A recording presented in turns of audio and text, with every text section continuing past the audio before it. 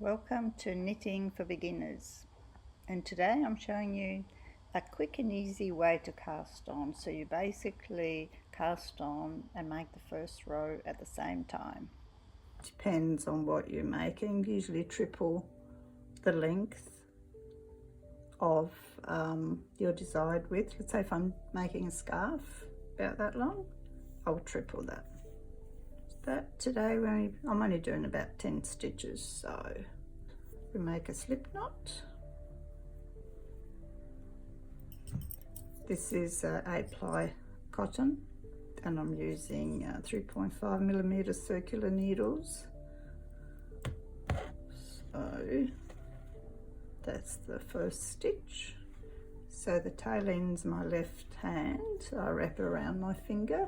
My knitting method's very similar to crochet. Wrap it around my finger so I can control the tension of the work easier.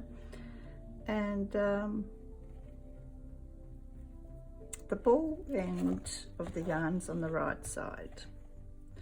Okay, so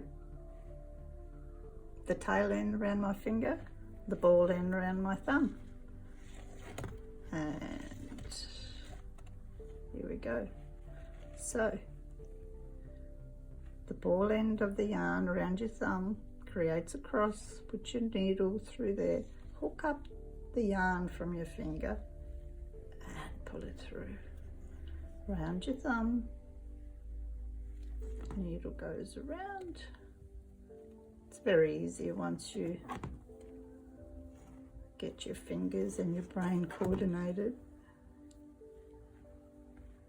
So around your thumb, hook, pull it through around your thumb, pick up the yarn.